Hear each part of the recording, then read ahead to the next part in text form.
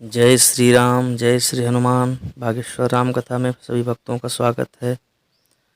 सुखदेव सुखदूत ने जब रावण के पास प्रभु राम का दिया हुआ पाती लेकर पहुंचा तो कहा, हे नाथ, अभिमानी स्वभाव को छोड़कर इस पत्री में लिखी सब बातों को सत्य समझिए। क्रोध छोड़कर मेरा वचन सुनिए। हे नाथ, श्री राम जी से बैर त्याग दीजिए। यद्यपि श्री रघुवीर समस्त लोकों के स्वामी है, पर उनका स्वभाव अत्यंत ही कोमल है। मिलते ही प्रभु आप पर कृपा करेंगे और आपका एक भी अपराध वे हृदय में नहीं रखेंगे। जानकी जी श्री सीता जी को, श्री रघुनाथ जी को सौंप दीजिए। हे प्रभु, इतना कहना मेरा कीजिए। जब उस दूत ने जानकी जी को देने के लिए कहा, तब दुष्ट रावण ने उसको लात मारी। वह अभी विभीषण की भांति चरणों में सिर नवाकर वहीं चला जहाँ कृपा सागर श्री रघुनाथ जी थे। प्रणाम करके उसने अपनी कथा सुनाई और श्री राम जी की कृपा से अपनी गति मुनि का स्वरूप पाई। शंकर भगवान माँ पार्वती से कहते हैं, हे भवानी, वह ज्ञानी मुनि था, अगस्त्य ऋषि के शाप से राक्षस हो गया था।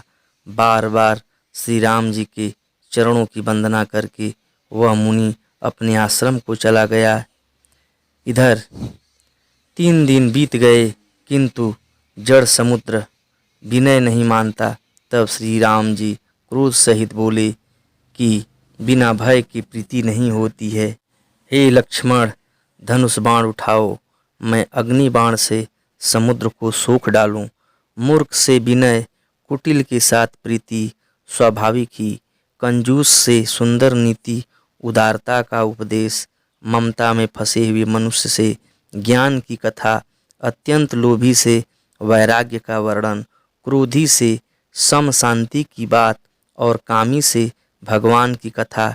इनका वैसा ही फल होता है जैसा ऊसर में बीज बोने से होता है, अर्थात ऊसर में बीज बोने की भांति यह सब व्यर्थ जाता है। ऐसा कहकर श्री रघुनाथ जी ने धनुष उठाया। यह मत लक्ष्मण जी के मन को बहुत अच्छा लगा। प्रभु ने भयानक अग्निबाण संधान किया, जिससे समुद्र के हृदय के अंदर अग्नि की ज्वाला उठी, मगर सांप तथा मछलियों के समूह व्याकुल हो गए। जब समुद्र ने जीवों को जलते जाना, तब सोने के थाल में अनेक मणियों रत्नों को भरकर अभिमान छोड़कर वह ब्राह्मण के रूप में आया। काकभूषुंडी जी कहते हैं, हे गरुण जी सुनिए, चाहे कोई करोड़ों उपाय करके सींचे, पर केला तो काटने पर ही फलता है। केले को काटने पर ही उसका विकास होता है। नीच विनय से नहीं मानता, वह डांटने पर ही झुकता है, रास्ते पर आता है। समुद्र ने भयभीत होकर प्रभु के चरण पकड़कर कहा, हे नाथ, मेरे सब अवगुण दोष क्षमा कीजिए। हे नाथ, आकाश, वायु, अग्नि, जल और पृथ्वी, इन सब की करनी स्वभाव से ही जड़ है। आपकी प्रेरणा से माया ने इन्हें सृष्टि के लिए उत्पन्न किया है। सब ग्रंथों ने यही गाया है। जिसके लिए स्वामी की जैसी आज्ञा है, वह उसी प्रकार से रहने में सुख पाता है। प्रभु ने अच्छा किया जो मुझे शिक्षा दंड दी, किंतु मर्यादा जीवों का स्वभाव ही आपकी ही बनाई हुई है। ढोल, गंवार, शूद्र, पशु और स्त्री, ये सब शिक्षा के अधिकारी हैं। प्रभु के प्रताप से मैं सूख जाऊंगा और सेना पार उतर जाएगी। इसमें मेरी बड़ाई नहीं है, मेरी मर्यादा नहीं रहेगी। तथापि प्रभु की आज्ञा अपेल है, अर्थात आपकी आज्ञा का उल्लंघन नहीं हो सकता, ऐसा वेद गाते हैं। अब आपको जो अच्छा लगे मैं तुरंत वही करूं। अरे विनय न मानत जलधि जड़ा, गए 3 दिन बीती, अबोले राम सकोप तब, भय बिनु होहि न प्रीति, जाकर नाम सुनत शुभ होई, मोरे गृह आवा प्रभु सोई।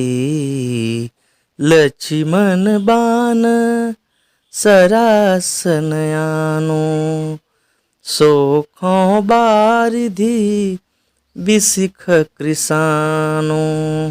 सठ सन विनय कुटिल सन प्रीति, सहज कृपन सन सुंदर नीति।